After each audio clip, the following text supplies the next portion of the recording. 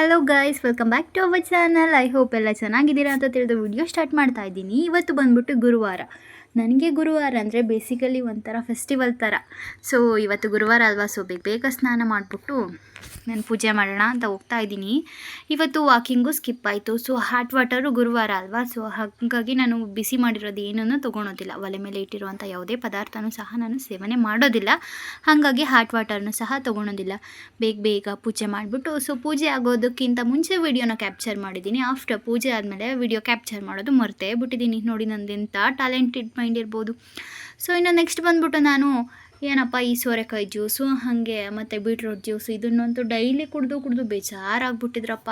ಇವಾಗ 3 ಡೇಸಿಂದು ಇದು video. So 3 ದಿನಕ್ಕೆ ಯಪ್ಪ ಇದನ್ನು ಕುಡಿಲೇಬೇಕಾ ಅನ್ನೋ ಥರ ಆಗಿಬಿಟ್ಟಿದೆ.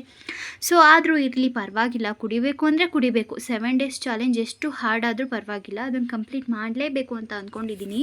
7 ಡೇಸ್ ಚಾಲೆಂಜ್ ಅಂತೂ ಸಿಕ್ಕಾಪಟ್ಟೆ ಕಷ್ಟ ಆಗ್ತಾಯಿದೆ. ಆದರೂ ಪರವಾಗಿಲ್ಲ ಅಂತ ಇಷ್ಟಪಟ್ಟು ಮಾಡೋಣ, ಅವಾಗ ಕಷ್ಟ ಆಗೋದಿಲ್ಲ ಅಂತ ಅಂದ್ಕೊತಿದ್ದೀನಿ. ಇನ್ನು ನಾನು ಇವಾಗ ನನ್ನ ವೀಡಿಯೋ ನೋಡ್ತಾ ಗೊತ್ತಾಗ್ತಾ ಇದೆ. ಸೊ ನನ್ನ ಹೇರ್ ಎಷ್ಟು ಚೆನ್ನಾಗಿದೆಯಲ್ಲ ಅಂತ. ಮತ್ತೆ ಯಾರೋ ದೃಷ್ಟಿ ಹಾಕ್ಬಿಡ್ಬೇಡಿ ಆಯಿತಾ. ಸೊ ನಾನು ನನ್ನ ಹೇರ್ಗೆ ಯಾವ ಆಯಿಲ್ ಅಪ್ಲೈ ಮಾಡ್ತೀನಿ ಅನ್ನೋದು ನನ್ನ ಮುಂದಿನ ವೀಡಿಯೋದಲ್ಲಿ ತಿಳಿಸ್ತೀನಿ. ಸೊ ಅದು ಬಂದ್ಬಿಟ್ಟು ಒಂದು ಆಯುರ್ವೇದಿಕ್ ಹೇರ್ ಆಯಿಲು. ಸೊ ಅದನ್ನು ನಾನು ನೆಕ್ಸ್ಟ್ ವೀಡಿಯೋದಲ್ಲಿ ಹಾಕ್ತೇನೆ. ಸೊ ಇನ್ನು ಏನಪ್ಪ ಇದೆ ಸೋರೆಕಾಯಿ ಜ್ಯೂಸು, ಇದನ್ನೇ ಪ್ರಿಪೇರ್ ಮಾಡಿದ್ದು. ಡೈಲಿ ಇದೆ ವಿಡಿಯೋ ಹಾಕಿದ್ದು ನೋಡಿ ಸಾಕಾಗಿ ಹೋಗ್ಬಿಡ್ಬೇಕು ನಿಮಗೆ. ನೋಡಿ ಇದು ಯಾರು ಗುರು ಇವಳು ಡೈಲಿ ಇದನ್ನೇ ಹಾಕ್ತಾಳೆ ಅಂತ ಅಂದ್ಕೊಳೋದಕ್ಕೆ ಹೋಗ್ಬಿಡಿ. ಯಾಕಂದರೆ ನಾನು ಡೈಲಿ ಅದನ್ನೇ ಕುಡಿಯೋದಲ್ವ.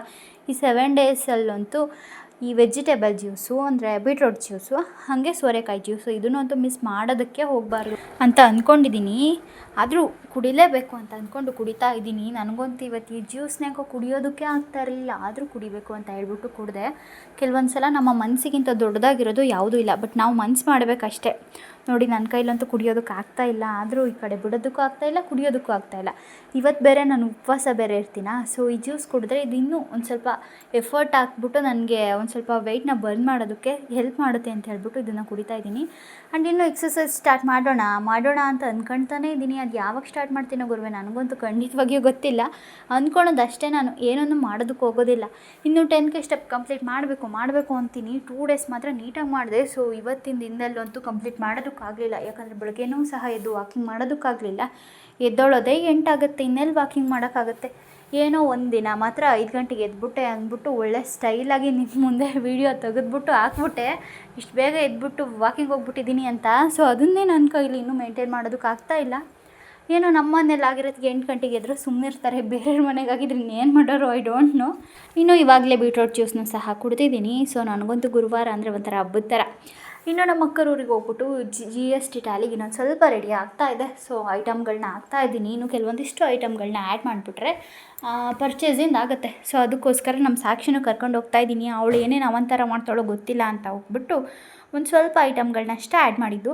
ಸೊ ಇಲ್ಲಿರಬೇಕಾದ್ರೆ ಬೇಗ ಹೋಗೋಣ ಅನಿಸುತ್ತೆ. ಬೇಗ ಹೋದಾಗ ಬೇಗ ಮತ್ತೆ ವಾಪಸ್ ಬರೋಣ ಅಂತ ಅನ್ನಿಸ್ತಾ ಇರುತ್ತೆ ಮನಸ್ಸು. ನಮ್ಮ ಸಾಕ್ಷಿದಂತೂ ಅವಾಂತರ 1 2. ಸೊ ಅದನ್ನೆಲ್ಲ ವೀಡಿಯೋ ಮಾಡೋದು ಮರ್ತೋಯ್ತು ನನಗೆ. ಪಾಪಚ್ಚಿ ಅದಕ್ಕೆ ಸಖತ್ ನಿದ್ದೆ ಬಂದುಬಿಟ್ಟಿತ್ತು ನೋಡಿ. ಚೇರಿನ ಮೇಲೆ ಆ ಕಡೆ ಈ ಕಡೆ ತಿರ್ಕೊಂಡು ಮಲ್ಕೊಳ್ತಾ ಇದೆ. ನೆಕ್ಸ್ಟ್ ಬಂದ್ಬಿಟ್ಟು ನಾನು, ಓ ಹೌದಾ ಮಲ್ಕೊಳ್ತೀಯಾ ಅಂತ ಹೇಳಿದ್ವಿ.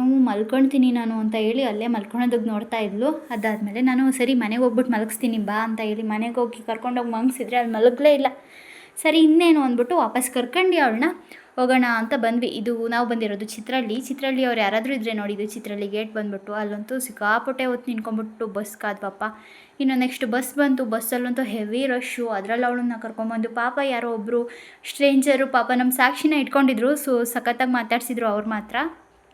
ಇಂಥ ಕಾಲದಲ್ಲೂ ಕೆಲವೊಂದಿಷ್ಟು ಜನ ತುಂಬ ಒಳ್ಳೆಯವರು ಇರ್ತಾರೆ. ಆಗಲೇ ಮನೆಗೆ ಬರೋ ಅಷ್ಟೊತ್ತಿಗಾಗಲೇ 7:30 ಆಗಿತ್ತು. ಸೊ ನಮ್ಮ ಮತ್ತೆ ಅನ್ನ ಸಾಂಬಾರು ಮಾಡಿದ್ರು. ಸೊ ಅದನ್ನೇ ಊಟ ಮಾಡಿದ್ದಾಯಿತು. ಹಾಗೆ ಇವತ್ತು 2K ಸ್ಟೆಪ್ಸ್ ಆಗಿತ್ತು ಅಷ್ಟೇ. ಇನ್ನು ವಾಕಿಂಗ್ ಮಾಡೋಣ ಅಂತ ಹೋಗಿ 6K ಸ್ಟೆಪ್ ಮಾಡಿದ್ದೀನಿ.